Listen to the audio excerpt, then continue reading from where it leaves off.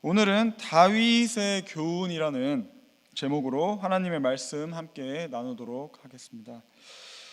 자, 한국에서 요새 남성분들이 보통 이제 평생 일을 하시고 또 서울에 가서 직장을 잡고 돈을 버시고 아이들 교육을 시키신 후에 본인들이 은퇴하고 나면 매연으로 뿌연 하늘인 서울을 떠나서 북적북적한 서울을 떠나 물 좋고 공기 좋은 이제 시골로 내려가셔서 귀농을 하는 게 요새 트렌드라고 합니다. 저희 큰 아버지께서도 서울에서 이제 사업을 하시다가 이제 돈을 많이 버시고 이제 은퇴 후에는 공기 좋고 이제 물 좋은 청평에서 이제 집을 사셔서 사시는데 매우 만족해 하시는 모습을 제가 볼 수 있었습니다.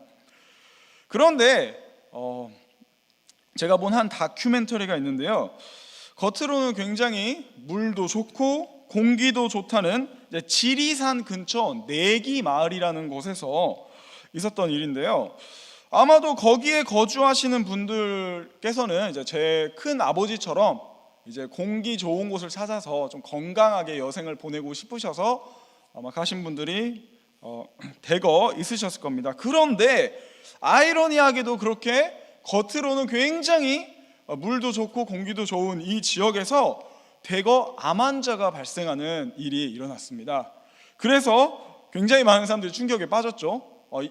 암 환자가 되기 싫어서 이런 곳에 왔는데 도리어 겉으로 봤을 때는 아주 좋은 곳에서 굉장히 많은 암 환자들이 발생한 것입니다. 자, 2013년 7월 기준으로 총 57명의 주민들 중에 이미 9명이나 암으로 사망을 하였고, 또 살아있는 주민 중에서도 4명이 이미 암을 앓고 있는 그런 비극이 일어난 것입니다. 아니, 어떻게 환경오염이 덜한 지리산 근처에서 이러한 일이 있을 수 있었을까요? 그래서 이제 강동원 의원실에서 남원시와 전북 보건환경연구원과 함께 토양과 지하수 조사를 실시했습니다. 그런데 결과는 멀쩡했습니다. 정상이었는데요. 그런데 조사를 계속 해본 결과 그들을 암으로 몰고 갔던 원인은 다름 아닌 라돈이었다고 합니다. 자, 라돈은 방사능 물질인데요, 여기 내기 마을에서 측정된 라돈 수치는 피코큐리라는 수치를 기준으로 했을 때 정상인 300 피코큐리를 훨씬 초과한 2478에서 7773이었다고 합니다. 그렇습니다. 최소 8배에서 26배까지 초과한 수치인데요, 자, 얼마나 충격적입니까? 그냥 겉으로 봤을 때는, 사람의 두 눈으로만 봤을 때는 라돈은 보이지 않습니다. 아주 건강하고 아주 건강에 좋아서 활력이 넘치는 것만 같은 지리산 근처에서 청정지역에서 살았는데 그들은 보이지 않는 라돈이라는 방사능 물질로 인해 조용히 죽어가고 있었던 것입니다. 자, 그래서 오늘 본문에도 비슷한 것을 볼 수가 있으십니다. 다윗이 당시 32편을 기록한 때는 그가 왕이었을 때입니다. 그러니까 밧세바 우리아 사건 그 이유인데요, 당시 다윗은 겉으로 봤을 때는 커리어의 정점을 찍은 그 상태였습니다. 더 이상 이제 사울에게 쫓길 일도 없었고, 그래서 내일이 없는 광야의 삶, 불확실한 삶을 끝낸 상황이었습니다. 또한 강적들을 굴복시켰고, 그는 이스라엘의 큰 정치적 안정을 가져왔죠.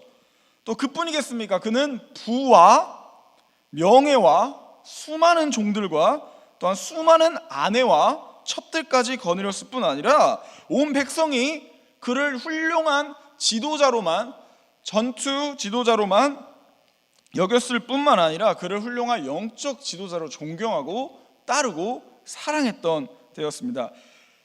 그래서 그렇게 겉으로 보면 완벽한 것 같은 그의 삶에, 어떻게 보면 이제 지리산처럼 겉으로는 공기도 맑고 물도 좋은 그런 것 같은 다윗이 오늘 본문을 보시면 겉으로 모든 걸 가진 것 같았지만 사실 속으로는 밤낮 신음하며 큰 고통 가운데 있었던 것을, 그래서 생기를 잃어버리고 말라 비틀어가는 것 같이 자기를 표현한 것을 보실 수가 있습니다. 자, 놀랍지 않습니까? 사람이 그 정도의 위치와 그 정도의 물질이 있으면 완벽한 삶을 살아야 되는 거 아닙니까? 이제 고통은 그런 건 이제 없어야 되는 거 아닐까요? 슬픔도 없고 기쁘고 평생 행복하게만 살 것 같은 그런 상황에 있었던 다윗인데, 전혀 다른, 죽을 것만 같은, 속으로 죽어가고 있는 다윗의 모습을 보실 수가 있습니다. 그래서 오늘 본문은 그 어떤 구절보다도 예수님께서 말씀하신 탐심을 삼가 물리치라, 이는 사람의 목숨이 물질의 넉넉함에 있지 아니하리라 하는 말씀을 잘 증거하는 본문 중 하나가 아닌가 싶습니다.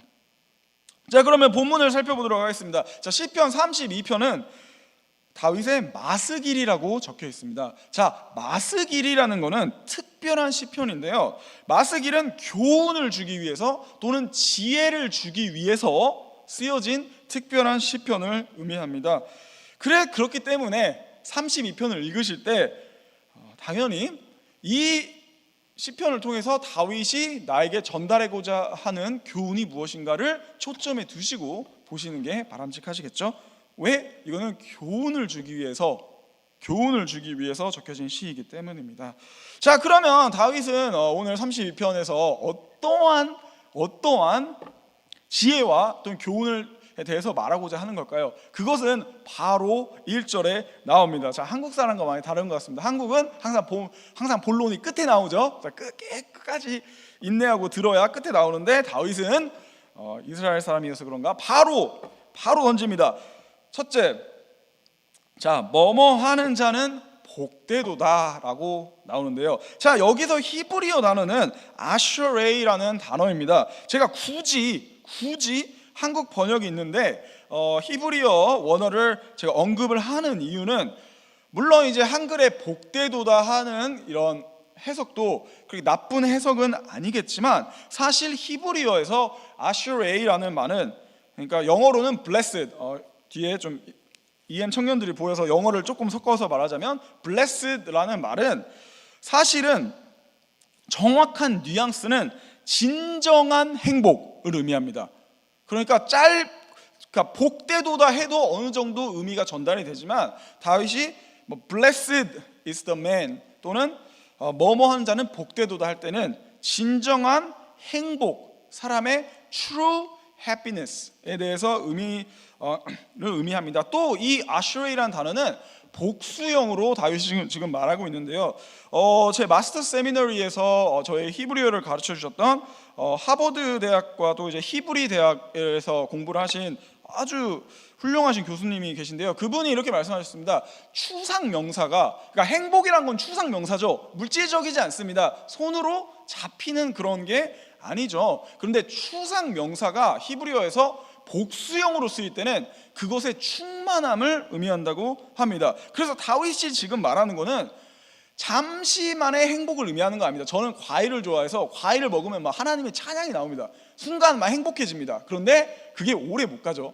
한 5분 행복하고 다시 이렇게 마치 슈거 하이 됐다가 슈거 다운 된 것처럼, 그런 단순한 잠깐 왔다 가는 행복을 말하는 게 아니고요, 다윗이 지금 말하는 복수형의 아슈레, 이거는 진정한 충만함의 행복의 충만함을 의미하고 있다는 말입니다. 자, 그런 맥락에서 다윗은 오늘 행복에 대한 교훈을 주고자 합니다. 그런데 참 재밌는 게, 만약에 제가 어느 강단에 서서, 예를 들어서 뭐 그럴 일은 없겠지만, 예를 들어서 뭐 테드나 이런 데 나와서 행복에 대해서 강연을 한다고 생각을 해보십시오. 그러면 아마 사람들은 비웃겠죠.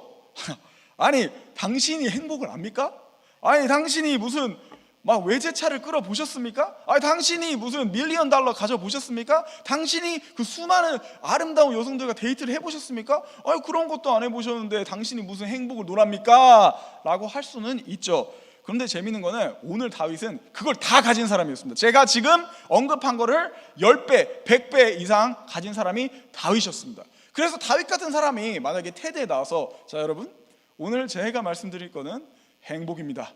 마치 오늘날로 치면은 마블 영화를 보시는지 모르겠는데 아이언맨 토니 스타크 아시죠? 부자입니다. 다 모든 걸 가진, 속칭 모든 걸 가진 것 같이 보이는 남자가 와서 행복에 대해서 강연을 한다면 우리는 그 사람이 과연 이 모든 것을 누려본 사람이 과연 어떤 말을 할까 하고 아마 기대를 하게 될 겁니다. 그런데 생뚱맞게도 다윗은 이렇게 말합니다. 하나님께 죄사함을 받은 자가 복되다. 우리의 인생의 참된 행복은 내가 왕인데 내가 사실 없는 게 없는데 누려보지 않은 게 없는데 그런 거에 있는 게 아니라 사실 내가 죄 가운데 있으면 행복하지가 않더라. 근데 하나님께 내 죄를 고백하고 용서를 받을 때 그 은혜를 내가 알게 될 때 그때 내가 진정 행복을 찾을 수 있었다라고 고백을 하는 것이 참 놀라운 것입니다.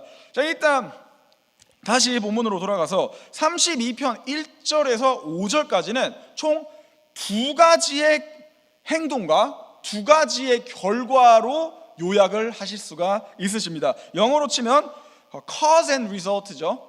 cause and effect. 어떤 행동을 했는데 어떤 결과가 있었다. 이거에 대해서 두 가지가 있습니다. 자, 그래서 그거에 대해서 한번 같이 살펴보기를 원합니다. 첫 번째입니다. 첫 번째 행동과 결과에서 첫 번째 행동은 다윗이 죄를 시인하지 않았던 겁니다. 자, 이 죄를 시인하지 않다라는 단어는 참 히브리어 원어를 보시면 좀 약간 특이한 형태로 있습니다. 히브리어는 굉장히 많은 그 동사의 그 루트를 가지고 있는데요. 보통 우리가 내가 뭐를 했다 하는 거는 이제 히브리어의 칼이라는 형태로 표현을 합니다. 예를 들어서 내가 물을 마셨다 하면은 이제 칼 형태로 말하는데요. 이 단어는 이제 히필이라는 단어로 적혀 있습니다. 그게 무엇을 의미하냐면요. 히필은 보통 뭐뭐의 영향에 의해서 내가 어떻게 됐다. 예를 들어서 제가 수면제를 먹으면 어떻게 됩니까? 잠이 오겠죠. 수면제의 영향으로 잠이 오겠죠. 어떤 거에 영향을 받아서 내가 어떤 행동을 하는 거를 첫 번째로 의미하고요. 두 번째는 어떠한 행동을 지속적으로 하는, 한 번 하고 끝나는 게 아니라 지속적으로 하는. 예를 들어서 아침마다 나는 어디에서 계속 운동을 나간다. 예를 들어서 그럴 때 쓰입니다.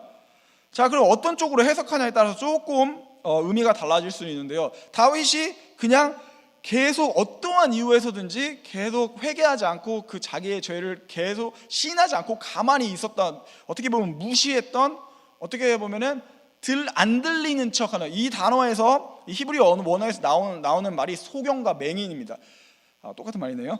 자, 그리고 귀가 들리지 않는 사람을 말할 때 쓰입니다. 그래서 계속 자기의 죄에 대해서 그냥 안 들려 하는 것처럼 계속 무시하고 가는 것을 의미하고요. 또 어떤 거에 영향에 의해서 만약에 다윗이 오늘 침묵했다면 아마 이런 게 아닐까 싶습니다. 우리가 가벼운 죄를 지었을 때는 오히려 회개하기가 좀 쉽습니다. 예를 들어서 우리가 인간관계에서 예를 들어서 연인 관계에서도 부부 관계에서도 좀 사소한 일로 잘못했을 때는 잘못했다는 말을 하기가 쉽다고 합니다. 그런데 오히려 자기의 잘못이 너무 크면은 이게 너무 미안해서인지 아니면 내가 사과를 할 자격조차 없다고 생각을 해서인지 오히려 사과하기가 더 힘들다고 합니다. 예를 들어서 제 딸도 보통은 잘못하면은 죄송합니다, I'm sorry dad 라고 말을 하는데 한 번은 좀 큰 실수를 한 적이 있습니다. 그랬더니 얘가 갑자기 보통은 I'm sorry라고 그냥 말하고 끝내는데 갑자기 자기 방으로 올라가서 갑자기 이불을 덮고 막 울더라고요. 이게 자기가 잘못한 것이 너무 자기 심중에 큰 부담을 줘서 어떻게 보면은 그 쏘리라는 말을 못하게 된 거죠. 그러니까 다윗이 자기가 한 행동을 생각했을 때 이게 너무 무거워서, 아시다시피 구약을 읽어보시면 다윗은 하나님의 말씀을 안 지키는 사람들을 직격 처분했습니다. 예를 들어서 다윗이 사울의 종들이 사울을 죽이고 사울의 머리를 다윗께 바칩니다. 그러면 우리를 좀 받아주겠지 하고 했는데 다윗이 뭐라고 합니까? 너희가 여호와의 기름 부은 자를 죽였으니 너희가 죽어 마땅하다고 그 자리에서 죽입니다. 그냥 직결 처분이죠. 지금으로 치면 경찰이 그 자리에서 총으로 쏴 죽이는 건데 다윗은 그렇게 수많은 사람들을 처형을 했는데 지금 그 죄를, 자기가 처형했던 그 죄를 자기가 진 겁니다. 마치 제가 강단에서 뭐 하지 마십시오, 뭐 하지 마십시오 하고 엄청 담대하게 선포해놓고 그 다음날 제가 똑같은 죄를 진 거죠. 얼마나 본인이 안에서 자괴감이 들겠습니까? 자기가 위선자처럼 느껴질 테고. 그래서 어쨌든 그러한 이유로 정확한 어떠한 이유인지는 모르겠지만 다윗이 자기의 죄를 시인하지 않았던 것을 말하고 있습니다. 자, 그 행동에 대한 결과는 어땠을까요? 다시 말씀드리지만 오늘 본문은 두 가지의 행동과 두 가지의 결과로 요약할 수 있는데요. 첫 번째 행동, 죄를 무시했던, 그냥 넘어갔던 어떠한 모종의 이유에서 회개하지 않고 갔던 다윗의 행동에 대한 결과는 극심한 내면의 고통이라고 다윗이 고백하고 있습니다. 자, 3절에 이렇게 말합니다. 그럴 때 어떻게 됐다고 하죠? 종일 신음함으로 내 뼈가 쇠하였도다. 자, 여기서 종일 신음하였다, 이 말은 원어를 보시면 이렇게 시름, 아이고 아프네, 아이고 아프네, 자, 이렇게 시름시름 앓았다가 아니라 사자가 포효한 거에 한다는 그 동사에서 이 원어가 그 동사입니다. 즉 너무 고통스러워서 울부짖는 거죠. 자, 그 정도의 고통을 느껴보신 분이 혹시 계시나요? 아무도 안 계시길 바라는데요. 다윗은 너무 고통스러워서 이게 작은 고통이 아니라 소리지, 그 시름시름 앓는 수준이 아니라 소리를 사자의 표처럼 너무 고통스러워서 소리 지를 정도의 큰 고통이 있었다고 말을 합니다. 또 뼈가 쇠하다라는 말은 뼈가 늙어간다라는 표현입니다. 마치 아이고 내가 못 살아, 아이고 내가 너 때문에 10년은 늙는다, 자, 이런 말 혹시 부모님께 자라면서 들어보신 적 있으신가요? 자, 아마 없으실 것 같은데, 자, 그런 표현입니다. 너무 속이 쓰리고 속이 상해서 늙어가는 것 같은 그런 표현을 하고 있습니다. 마치 우리가 새벽부터 더러운 얘기해서 죄송합니다. 근데 우리가 변을 안 보면 그게 독소가 쌓여서 그것이 우리를 안에서부터 이렇게 병들게 하죠. 그런 것처럼 우리의 죄는 반드시 배출을 해야 됩니다. 우리가 귀찮아서 어떻게 일주일에 사람이 다섯 번 이상, 7번 이상 변을 보나, 난 귀찮아서 안 할래, 이런 분 한 분도 안 계시잖아요. 그렇죠? 우리는 그런 거에 대해서 우리 건강을 유지하기 위해서 하는 것처럼 우리 영적인 건강을 유지하기 위해서는 우리의 죄를 가만히 있으면 안 됩니다. 회개해야 됩니다. 배출하셔야 됩니다. 자, 그리고 두 번째 결과입니다. 첫 번째 행동에 대한 두 번째 결과입니다. 자, 이렇게 말합니다. 자기가 회개하지 않았을 때 주의 손이 주야로 나를 누르시오니 내 진액이 빠져서 여름 가뭄에 마름같이 되었나이다.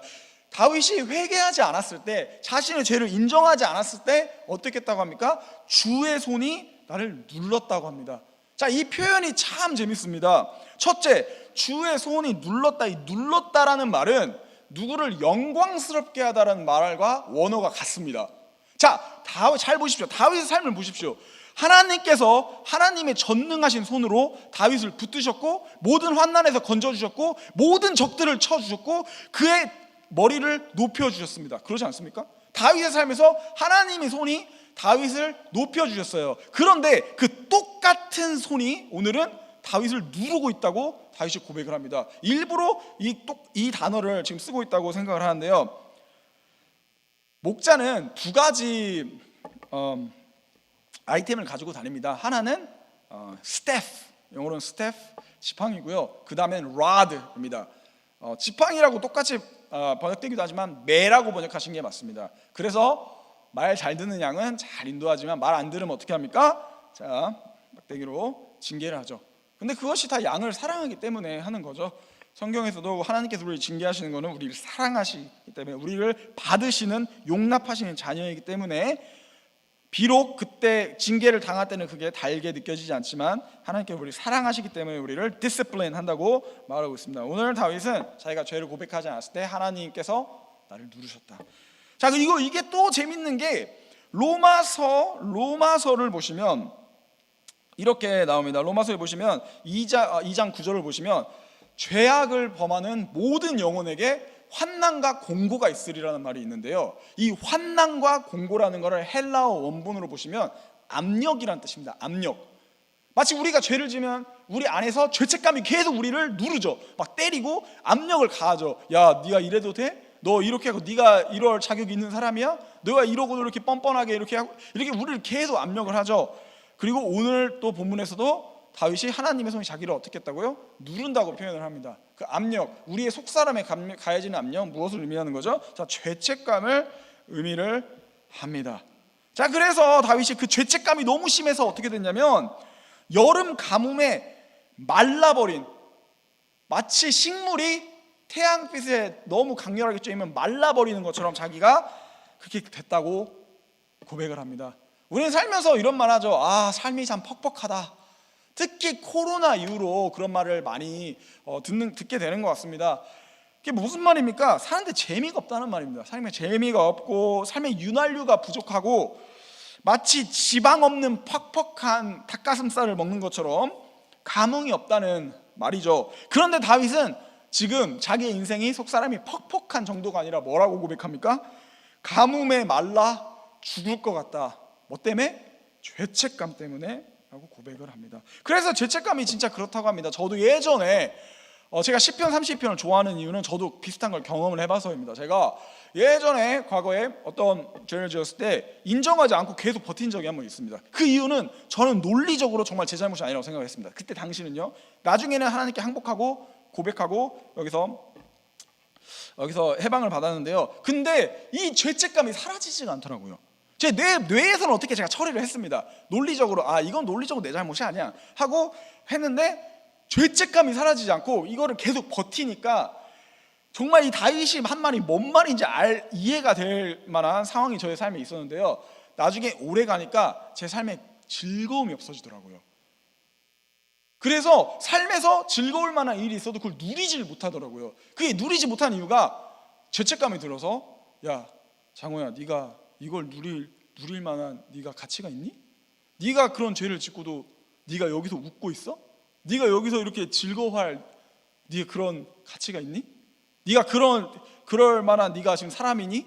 이런 생각이 드니까 나중에는 삶을 못 즐기겠더라고요. 그래서 계속 말라가고 다윗의 말처럼 오늘 본문처럼 이렇게 말라가는 제 모습을 볼 수가 있었습니다. 그래서 제 이야기에 대한 결론만 말씀드리면 다윗처럼 나중에 제가 항복을 했습니다. 하나님께 더 이상 못 버티겠더라고요. 너무 오랫동안 했다가 하나님께 고백을 했습니다. 하나님, 제가 잘못했습니다. 제가 죄인입니다. 했는데 정말 신기한 게 정말 하나님이 살아계신다는 거에 대한 이렇게 보면 보여지는 좋은 예로 그날 이후로 정말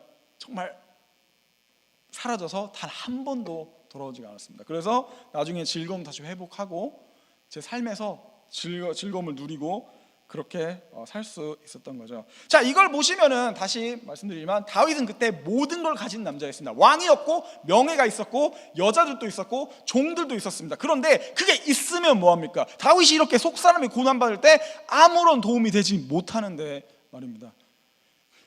물질이 있으면 뭐합니까? 풍요가 있으면 뭐합니까? 그걸 누리질 못하는데 우리 안에 죄책감이 있을 때 그런 것들 우리가 누리지 못하고 그 아무리 많은 아내가 있어도 그를 위로하지 못하는데 그게 무슨 도움이 되겠습니까? 그렇습니다. 예수님이 말씀하신 것처럼 사람의 생명은 물질의 넉넉함이 있지 아니한다는 것을 우리가 다시 한번 볼 수가 있습니다. 시간상 조금 서두르도록 하겠습니다. 자, 두 번째 행동입니다. 두 번째 행동은 그래서 첫 번째 행동이 완전 망했죠. 첫 번째 행동이 자신에게 고통만 줬죠. 그래서 두 번째 행동을 하는데요, 완전 다른 결과가 있습니다. 두 번째 행동은 죄를 시인했습니다. 하나님께 고백했죠. 하나님, 제가 죄인입니다. 제가 밧세바를 범했고 제가 우리아를 죽였습니다. 저의 죄를 덮기 위해서, 저의 추악한 죄를 어떻게든지 숨기려고 제가 한 가정을 파탄시켰습니다. 제가 죄인입니다 라고 고백을 했는데 놀라운 결과가 일어나죠. 자, 결과는 첫째, 하나님이 나의 죄를 용서해 주셨습니다.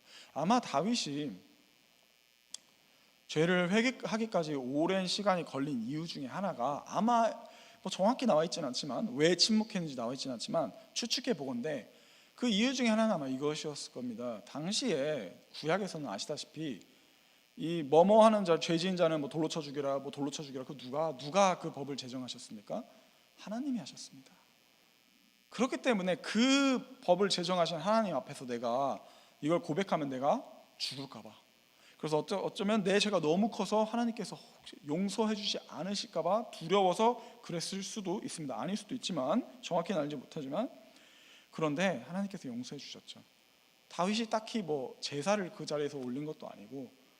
그래서 사실 죄인들이 죽는 거는 나중에 지옥을 가게 되면 그것은 그들이 죄를 지어서도 맞지만, 사실은 엄밀하게 말하면 죄를 지어서 지옥 가는 게 아니라 회개하지 않아서, 그 죄를 회개하지 않아서 멸망하는 것을 우리가 알 수가 있습니다. 다윗이 회개했을 때 어떻게 됐습니까? 하나님께서 그의 죄를 용서해 주셨습니다.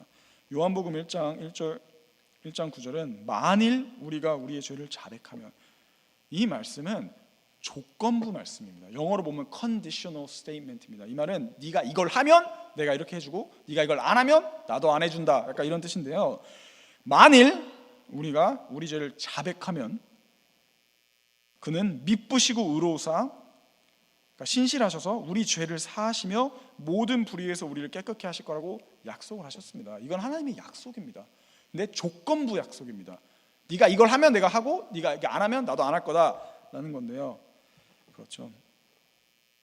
두 번째는 하나님이 나의 죄를 덮어 주시는 결과를 경험을 했습니다.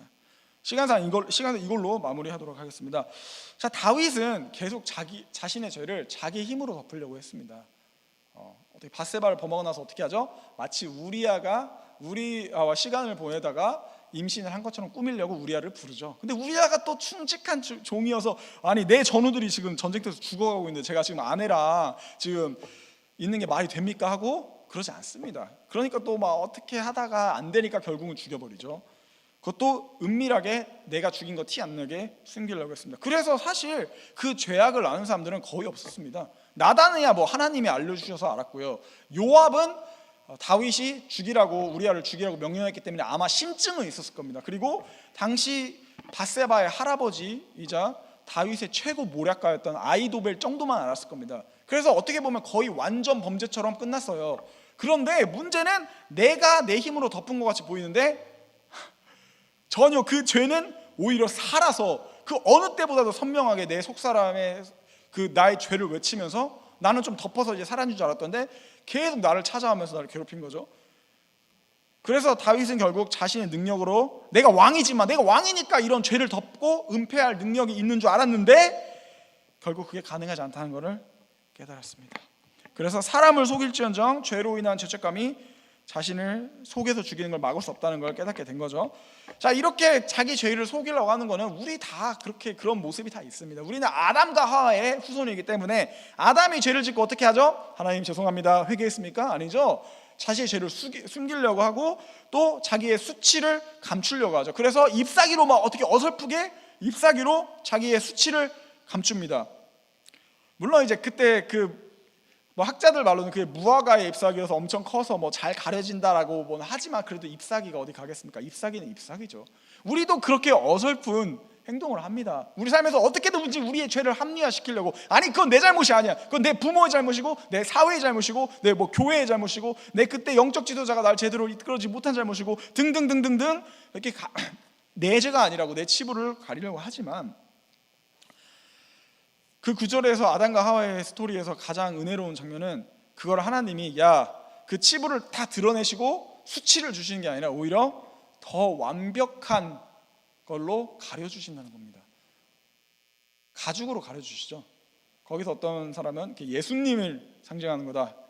가죽은 이제 어떤 동물이 죽어야 나오는 거 아닙니까? 그래서 예수님의 죽으심으로 가려주는 거를 표현한 거다라고 말을 하는데요. 어쨌든 중요한 건 하나님이 우리의 수치를, 우리의 치부를 드러내시고 막 정죄하시는 분이 아니라 어떤 분이시다? 부드럽게 더 좋은 것으로 덮어주시는 부모의 마음이죠. 그래서 제가 들었던 예화 중에서, 읽었던 예화 중에서 가장 재밌었던 예화 중에 하나가 있습니다. 탑3 안에 드는데요, 영국에서 한번 국회의원이 거의 한 200명가량 갑자기 없어진 일이 있었습니다. 일주일 사이에 사라졌습니다, 갑자기. 그리고 나중에 돌아왔는데요, 그러니까 너무 놀랍잖아요. 아니 갑자기 왜 자리를 뜨고 난리야 이랬을 텐데, 그게 어떤 사람의 장난 쪽지로 인한 거라고 합니다. 어떤 사람이 장난으로 쪽지를 하나 썼어요. 그게 뭐라고 썼냐면 너의 모든 비밀이 다 들통났다, 도망가라 라고 장난으로 썼는데 실제로 몇 명이 도망갔다고요? 200명 이상이 도망간 실화가 있었습니다. 참 재밌죠? 아니 대체 얼마나 많은 걸 숨기고 살길래 그걸 듣자마자 이런 안 되겠어 하면서 도망갑니까? 자, 이렇듯 우리는 다 우리의 치부를 다 숨기고 삽니다. 실제로 우리의 치부에 우리만 아는, 사람들은 모르지만 하나님과 나만 아는 우리의 치부의 10분의 1만 사람들한테 공개해도 큰일이 납니다. 그죠? 우린 이미 다 머릿속에 상상이 됩니다. 그 사람이 얼마나 우리를 곱씹고 그걸 어떻게든지 그 치부를 드러내려고 하면서 우리를 비판하고, 그리고 양들이, 그거 아십니까? 양들이 남의 양이 피가 나잖아요. 재밌는 게 그 양의 피를 계속, 그 상처를 계속 씹는다고 합니다. 그냥 우리 인간이죠. 어떤 사람이 치부가 드러났다면 그걸 기다렸다 막 기다린 것처럼 가서 막 그거에 대해서 막 험담하고 사람들한테 소문 다 퍼뜨리고 막 인터넷에 올리고 막 사진 찍어서 올리고 기자한테 돌리고 다 그렇게 하죠. 그런데 재밌는 거는 양이 그 상처받은 양이 죽는 게 아니라 보통은 그거를 물어 뜯는 양이 죽는다고 합니다. 왜냐하면 그 양의 털을 소화를 못한다고 합니다. 그래서 그걸 소화를 못해서 죽는다고 합니다. 자, 그런 것처럼 우리도 막 그렇게 막 물고 뜯고 하는데, 그래서 우리는 다시 말씀드렸듯이 10분의 1의 치부만 사람들이 알게 돼도 큰일이 나는데, 근데 오늘 본문에서 하나님은 다윗이 정말 부끄러운, 하나님에게조차도 보여주고 싶지 않은 나의 그런 더러운 죄악된 모습을 솔직하게 항복하고 하나님께 나아갔을 때 하나님은 그를 정죄하신 것이 아니라 그의 죄를 덮어주셨다고 말합니다. 그리고 거기서 행복을 다윗이 느꼈다고 하죠. 자, 그래서 제가 여러분에게 자신의 치부를 사람들에게 보여주고 다니라 이게 아닙니다. 그런데 적어도 하나님께만은 그렇게 숨기고 살지 마십시오. 적어도 하나님께만은 내 있는 그대로, 내 치부 그대로, 내 수치 그대로, 내가 항상 가리고 사는, 내가 어설프게 아담과 하와가 했던 것처럼 잎사귀 같은 걸로 어설프게 숨기고 다니는 것 같은 그런 치부를 하나님 앞에서는 솔직하게 나가실 수 있어야 합니다. 그래야만 다윗이 오늘 경험했던 행복, 사람은 자기의 있는 그대로 받아들여질 때, 내 속마음을, 아주 깊은 속마음을 어떤 사람과 쉐어를 했을 때, 그리고 그것이 받아들여졌을 때 행복을 느낀다고 합니다. 여러분은 그 행복을 하나님께 찾을 수 있으실 겁니다. 왜냐하면 하나님은 우리의 죄를 더 덮어주시는 하나님이시기 때문이죠. 자, 말씀을 맺도록 하겠습니다. 제가 항상 노력은 하는데 잘 안 되네요. 좀 시간을 맺도록 하겠습니다. 처음에 말씀드린 이야기로 돌아가겠습니다. 자, 그러면 라돈 말씀드렸죠. 라돈은 굉장히 치명적입니다. 그리고 이게 한국의 문제뿐만 아니라 미국의 문제이기도 합니다. 그러니까 미국 집에서도 라돈이 검출된다고 합니다. 라돈이라는 방사능이 그래서 장기간 노출되면 암에 걸리실 수 있습니다. 그런데 그럼 이거에 대해서 어떻게 대처를 할 수 있을까요? 그런데 너무 재밌는 게 뭐냐면, 물론 굉장히 비싼 비용을 들여서 어떻게 디텍터도 놓고 할 수도 있겠죠. 돈 한 몇만 불 들어서 할 수도 있겠지만, 의외로 간단하게 라돈은 하루에 한 2번 정도만 환기를 시켜도 완벽하게 해결이 된다고 합니다. 창문만 여시면 되는 겁니다. 사람을 치명적인 죽음으로 몰고 갈 수 있는 이 치명적인 물질도 해결법은 간단합니다. 그와 같이 우리의 죄, 우리를 속사람을 죽일 수 있는 이 죄책감의 문제와 이런 거에서 해결하는 방법은 의외로 단순합니다. 회개하시면 됩니다. 그래서 그걸 가르쳐 주려고 다윗이 오늘의 마스길, 교훈을 주는 시편을 적지 않았나 한번 생각을 해봅니다. 여러분은 하나님 앞에서 회개하시고 있는 그대로, 부족한 모습 그대로 가셔서, 그리고 그걸 하나님 앞에 그대로, 어떻게 보면 벌거벗은 채로 갔을 때 하나님께서 나를 있는 그대로 받아주시고 더 나은 것으로, 우리 흰옷으로 우리 입혀주시는 그런 은혜를 체험하시는 성도님들이 되시기를 예수 그리스도의 이름으로 축원합니다. 자, 기도